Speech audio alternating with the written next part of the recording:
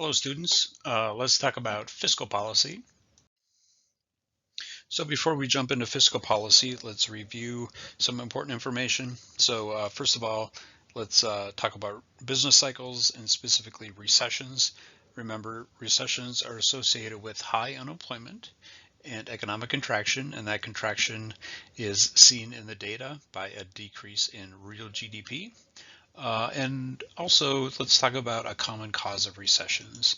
So a common cause of recession is a reduction in aggregate demand, which results in that economic contraction that we just spoke of. Now, when we looked at aggregate supply and aggregate demand, in some of those graphs, we made a point of saying that the market the economy has self-adjustment mechanisms where given enough time, the economy will readjust. But there are times where you don't want to wait for that long run to happen. So we have developed tools in terms of monetary and fiscal policy that can help increase aggregate demand and move GDP back toward its potential output. So fiscal policy refers to government's management of the budget. And the budget, of course, is composed of taxes, spending, and financing debt and deficit. So fiscal is an old term. It refers to the purse. So you can think of fiscal policy as the government's management of its purse. Taxes are filling the purse with money. Spending, of course, is emptying it. And when it's empty, but you still need to do spending, then you need to learn how to finance deficits, and as you finance deficits, you accumulate debt. So let's differentiate between those two words. They're oftentimes confused by people. A deficit is the difference between the money the government takes in, called receipts, and what the government spends, called outlays each year. Okay, so deficit is a yearly phenomenon where you measure how much more you've spent than what you took in. Okay, debt is the accumulation of all deficits and surpluses, or the total amount owed. So after many years of deficits, you will accumulate a lot of debt. So here's a little scenario. The excess of federal government spending over its tax revenues is called a budget deficit.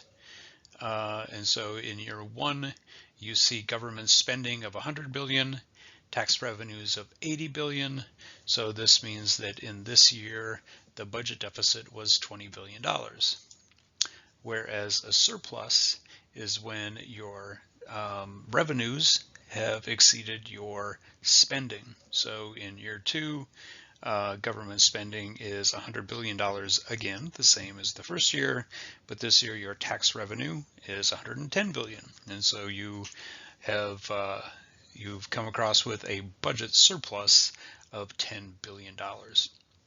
Now, if we were talking about debt, in year one you would have accumulated $20 billion worth of debt as a result of that deficit, but in year two, if you applied that surplus to paying off debt, then at the end of year two, you'd only be left with $10 billion in debt.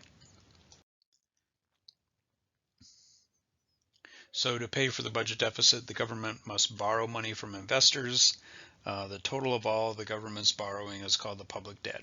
All right, so that's the math we just did on the prior slide. So year one was $20 billion in deficit, year two, $10 billion in surplus. The total debt is $10 billion. So here's the US situation. So this graph is federal surplus or deficit as a percentage of GDP.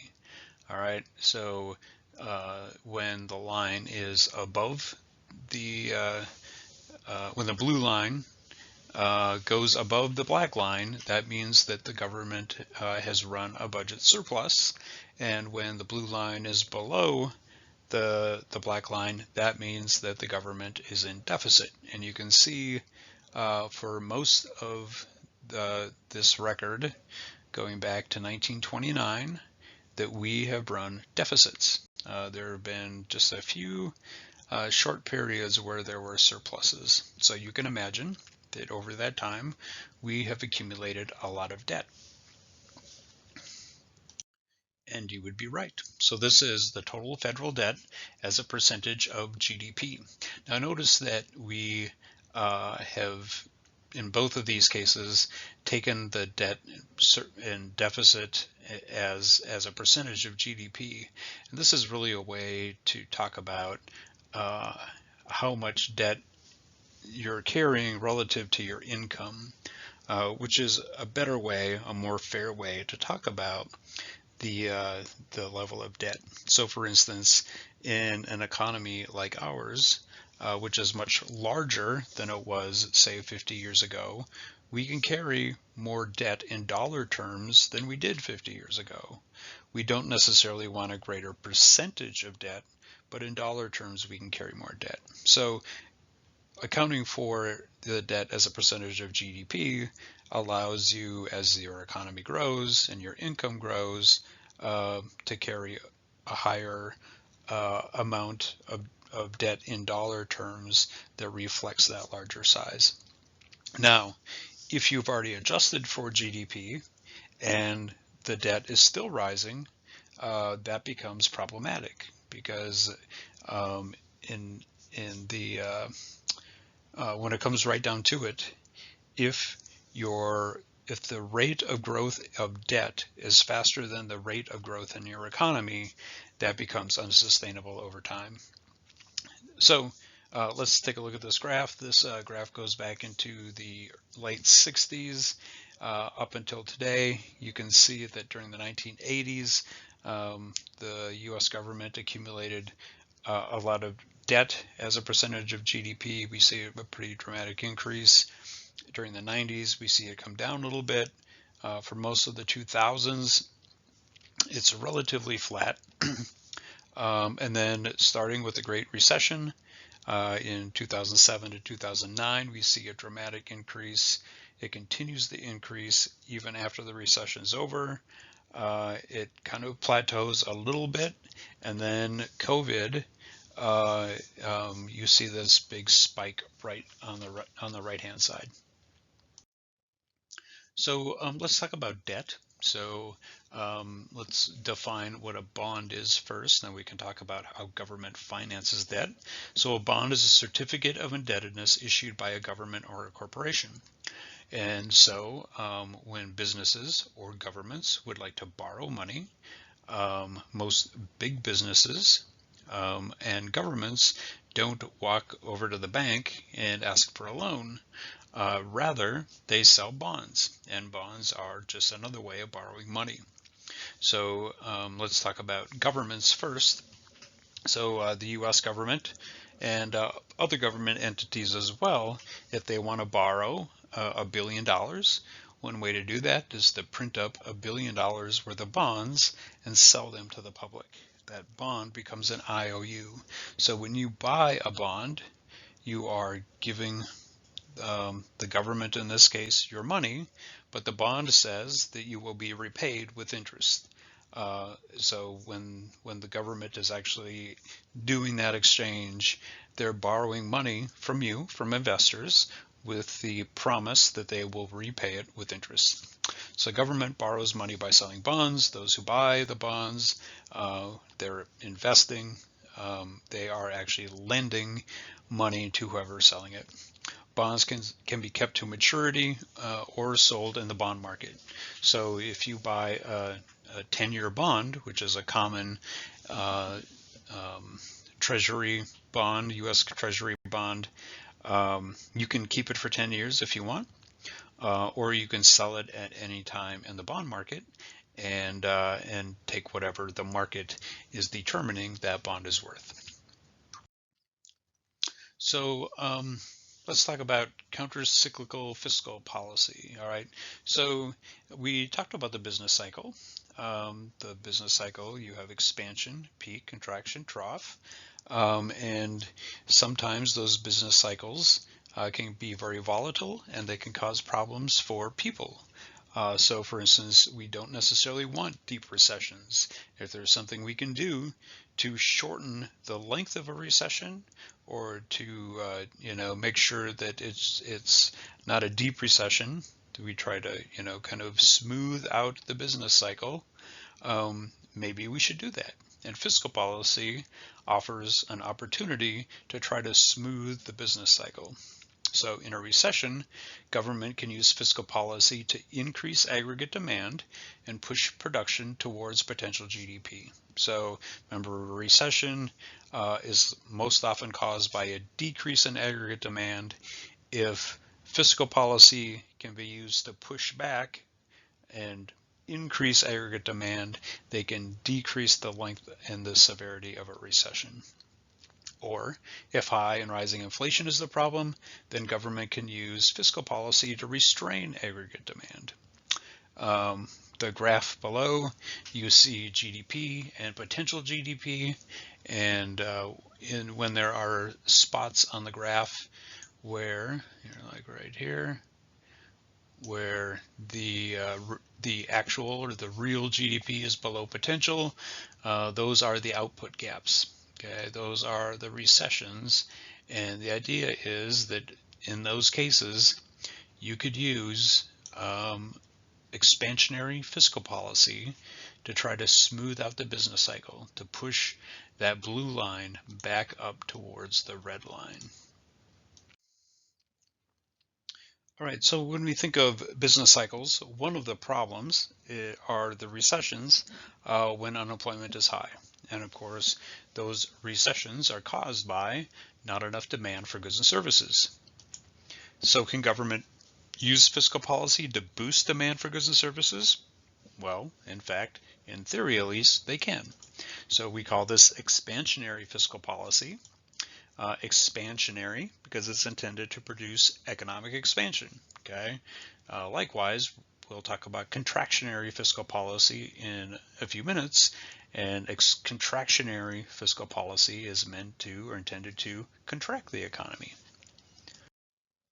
So let's talk about expansionary fiscal policy. Here we have a table with the type of fiscal policy in the first column, taxes, government spending, and results. So remember that fiscal policy is all about how the government can use its power to tax and spend to influence aggregate demand in the economy. All right, so you use expansionary fiscal policy during a recession. You can use the tax code to try to reduce the recession or expand the economy by cutting taxes. If you cut taxes, that means that people have more money in their pockets. Those people will spend money. So if we think about our GDP formula, C plus I plus G plus the quantity X minus M, if you cut taxes, that means consumers, C, will have more money to spend. That means businesses, if you're cutting business taxes or the corporate tax rate as well, that means businesses have more money to spend and invest. And so as a result, you're going to see an increase in C&I. Okay, so what are the effects on GDP? If consumers and businesses are both spending more, you're going to see an increase in GDP. That increase in GDP means that there's more economic activity and therefore more employment. And as there's more employment, the unemployment rate should fall. And likely you'll see some inflation.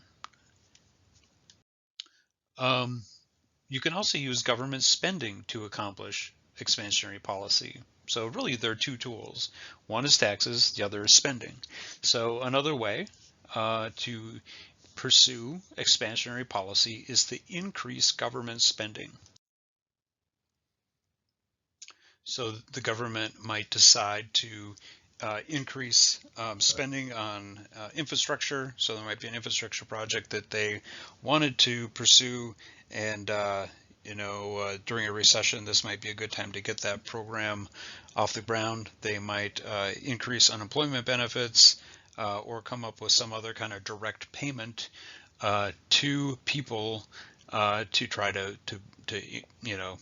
put money in the economy directly. If the government decides to increase government spending, that would increase GDP, decrease unemployment, and likely increase inflation. But if the government is cutting taxes and increasing spending at the same time, we want to know what's the result of the budget. Okay, so think about this: as the government's cutting taxes, they're collecting less in tax revenues, but at the same time, if they're increasing the amount that they spend, there's more money going out, less money coming in, more money going out. You're going to run a budget deficit, and you're going to add to the national debt.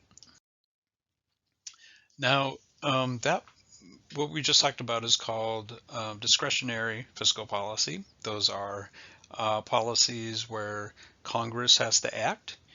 Congress has to act to cut taxes or to increase spending.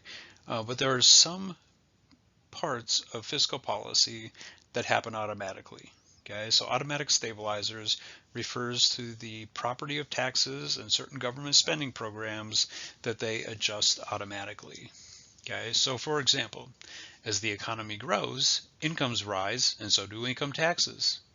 During recessions, incomes decrease, and so do income taxes. Now, we have a progressive income tax structure in this country so that as you earn more money, you actually wind up moving up into higher brackets. And so you not only end up paying more money in terms of dollars, but you actually end up paying a higher percentage of your income in taxes. So the tax structure is already built in so that as you earn more income, you're paying a higher and higher percentage of your income in tax. So again, as the economy grows and as incomes rise, so does the income tax. Okay, not only in terms of dollars, but also in terms of percentage of income.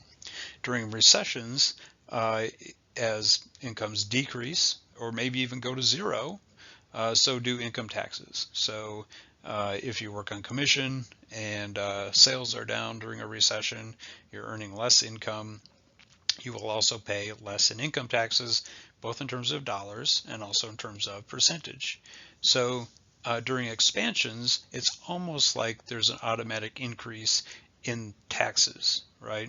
And during a recession, it's almost like you're getting a tax decrease. All right, so the way our tax code is structured with this progressive income tax, it actually provides a little bit of stability just because of the way that it's structured. Now keep in mind that Congress doesn't have to pass a special law to make this happen. It's already baked in.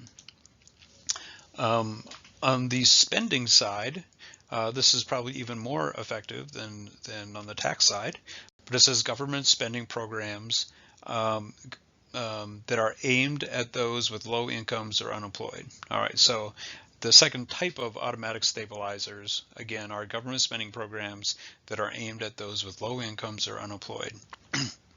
So our first example is unemployment insurance, okay, food stamps and welfare. So during a recession, more people are going to qualify for unemployment insurance, more people will qualify for food stamps, more people will qualify for welfare, and so during a recession, the government will automatically end up spending a lot more money funding these programs just because of the nature of the business cycle. Okay, so spending on these programs rise during recessions, and spending on these programs contract during economic expansions. So as the economy comes out of recession, more people get jobs and incomes start to rise. We're going to find fewer people qualifying for things like unemployment insurance, food stamps, and welfare. And so the spending programs will automatically decrease during expansions and increase during recessions. And automatic stabilizers are actually a really well-liked idea by macroeconomists. They tend to work fairly well because they're already kind of baked into the institutions that we have. They don't require special legislation that gets tied up in politics, and it's a great way to make sure that funding, government spending, increases automatically when it's needed. So if we go back to our chart here, we've added automatic stabilizers on the left side. So during recessions, incomes decrease, and so do tax revenues. And during recessions, more people qualify for safety net programs, so government spending increases. All right, so we've got some of these automatic stabilizers already built in. So let's take a look at a different problem. So now the problem is high and rising inflation that causes excess demand, too much money chasing too few goods. Can the government use fiscal policy to reduce the demand for goods and services? Well, in theory, it can. So contractionary fiscal policy, contractionary because it's intended to reduce the rate of economic expansion. So I say in theory because it's not very often that when the economy is going really well, and so well, in fact, that the economy might be growing too quickly, that you find politicians being successful saying, hey, it's time to raise taxes because we think that we need to slow this economy down. We'll talk more about this later. But in theory, contractionary fiscal policy would work. In practice, it's not politically feasible. So let's talk about contractionary fiscal policy. So first, you use it during an expansion to slow an inflationary economy. To do contractionary fiscal policy, you would increase taxes. If you increase taxes, that decreases C and I. So increases in taxes means that businesses and consumers have less money. They're paying more of their income or wealth to the government in terms of tax, and so they have less of it to spend. And if they have less to spend, GDP will decrease, unemployment will increase, and deflation or inflation will decrease. On the spending side, you see a similar phenomenon. So the government could decrease G. So the government might decide to cut government spending. And if they cut government spending, you see a decrease in GDP, an increase in unemployment, and a decrease in inflation. Now, when you look at the budget, if you are increasing taxes and decreasing spending, so increasing taxes means potentially you're earning more or receiving more government revenues, more tax revenues. If you've decreased spending, that means there's fewer tax revenues going out, and the result would be a budget surplus. Now, theoretically, if you ran both contractionary and expansionary policy on a regular basis, they might offset each other. So you might run some deficits during expansionary policy, and then when the economy is doing well, if you ran contractionary policy and you pulled in some surplus, you might get the budget to balance over the long run. So let's talk about automatic stabilizers. During expansions, incomes rise and so do income taxes. Okay, so we said this before. And on the spending side, during expansions, fewer people qualify for safety net programs, so government spending automatically decreases. So let's talk about some of the problems with fiscal policy, and I alluded to them just a few minutes ago. The first one, though, is time lags. It takes time to recognize that the economy is in a recession and then pass the appropriate legislation. Okay. So, for instance, if you start to recognize that the economy is headed for a recession, typically the way this happens is that it starts out in one part of Congress. So the House might pass a bill that might, cut taxes or increase spending. That starts in a committee, and then it goes to the full House. They would pass it. It would go to a Senate committee, and then they would go to the full Senate, and they would pass it.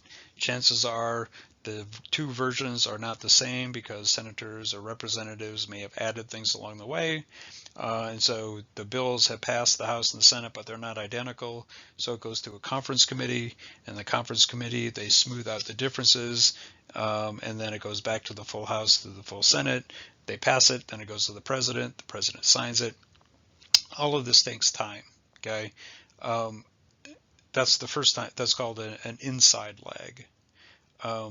Now, once the bill is passed, it takes time for the money to actually enter into the economy. So if it was an infrastructure project, okay, so you pass the bill to create enough the spending for the project, then all of a sudden you have to have you have to hire workers, you have to find contractors, you actually have to have materials delivered, and then the project can begin. So all of this again takes time. So you have the inside lag, passing the legislation. The outside lag is the amount of time it actually takes for the money to hit the economy after the action's been taken. So if the spending comes when the economy is already out of the recession, it could actually add to inflation on the other side, right? So recessions tend to be relatively short in modern times, and so if the lags are extremely long, by the time the money actually starts hitting the economy, you could actually be out of the recession, and that increase in spending is not only not necessary, but it could actually cause problems on the other side. All right, so time lags are the first problem for fiscal policy. The second one is crowding out. Okay, so expansionary fiscal policy creates debt in financial markets. Government debt absorbs investment funds that might otherwise be invested in private firms. Okay, so if you're a private firm and you're raising money for a project or for expansion, one of the ways you can do that is to sell corporate bonds. But if the government is flooding the bond market with their bonds, that means that you are going to have a harder time finding funding. Okay, and chances are, in order to lure investment funds, you may have to pay higher interest rates, which costs you more money in the long run. So the result is less capital investment than might be otherwise available. And then there's the political realities. So imagine you're a member of Congress who sees too much economic demand or inflation. Okay, so things are going well, the unemployment rate is low, the economy is growing really well, inflation is ticking up, and then so the question becomes: would you write a bill that raises taxes or reduces spending? Okay, what are the likely outcomes on your political career? And how does this explain the problem with government debt in the U.S.? So let's say that you are a member of the House of Representatives. The House is up for election every 2 years, and so you are almost constantly, thinking about re-election. So if you're thinking about re-election, and you are in an economy that's very strong, imagine writing a bill that's going to raise people's taxes and cut spending. Chances are the people who elected you to office aren't going to like the fact that you're trying to raise their taxes or cut the spending for their school down the street or sanitation or whatever it is that you're trying to cut. As it happens, politicians are most successful when they can cut your taxes and increase spending on projects that you like. And so as a result, there tends to be a bias because of the political nature of our economy. There tends to be a bias towards expansionary fiscal policy. You'll very rarely hear politicians proposing that we raise taxes or cut spending, unless it's on a certain segment. So during elections, you might hear politicians say, we're gonna increase taxes on the rich. Okay, the rich are a very small part of the voting bloc, and so you can pretty safely politically say you're going to only increase taxes on that small segment of the population. But aside from that, you don't hear politicians striving to raise taxes across the board very often. All right, so let's talk about fiscal policy and aggregate demand. So I have a picture here of a pool of water and the ripples. And so the idea would be if you throw a pebble in the water, you get the initial little blurp where the pebble goes in the water, but then you see these ripples go across the water, and the circles get bigger and bigger and bigger. And that's the way that a lot of people think about fiscal policy. There's the initial spending. So if the government decides we're going to spend X number of dollars, they spend that money, but that money results as income for some people. But what do they do with income? They spend it. And that spending creates economic activity for others, and it results in income for others. And that income is then spent again, and then spent again, and spent again. So we call this the multiplier effect. So in our example here, it says an order for $60 million in new planes for the military might seem like simply an increase in spending of $60 million. But the shift could be larger due to the multiplier effect. The multiplier effect is the additional shifts in demand that result when expansionary fiscal policy increases income and therefore economic spending. So for that $60 million, the producer will purchase more inputs and potentially hire more people. Okay, that spending becomes income for those people, and that income then gets spent again. Okay, so this spending ripples through the economy as people earn the income and then turn around and spend it. In fact, economists have developed a way to calculate or estimate the potential for this. So we call it the marginal propensity to consume. It's the fraction of extra income that a household spends on consumption rather than saves. So if the marginal propensity to consume is 75 cents, an additional dollar will mean 75 cents is spent on goods and services and 25 cents is saved. So $60 million in government spending in round one means an extra 45 million of spending in round two, an additional 33.75 million in spending in round three as people are receiving income and then turning around and spending it again. This becomes a multiplier. So here's the multiplier. It's 1 over 1 minus the MPC. So the MPC is 0.75. So it becomes 1 over 0.25. So the multiplier is actually 4. So using this calculation, $60 million in government spending would generate $240 million in extra demand for goods and services. Okay, so because of the multiplier, you have this initial spending, but this initial spending results in a much bigger impact on the economy. That sounds pretty exciting, but actually when economists do studies of how big the multiplier is in practice, so the formula is more about theory, but in practice the multiplier is usually somewhere between 1 and 2.5. Okay, so a multiplier of 1 just means that if you spend $60 million, you're going to get $60 million of impact, that there's really no multiplier to speak of. Even 2.5 is nice, but it's not as big as the multipliers that sometimes show up in the textbooks. So here's a little review. If unemployment is the problem, what kind of policy should government take? Well, the government should take expansionary fiscal policy, and if the government decides to take expansionary fiscal policy, their two tools, remember, are taxing and spending. In order to expand an economy which is suffering from high unemployment, they should probably increase government spending and decrease taxes. Or what if the problem is inflation? What kind of policy action should the government take?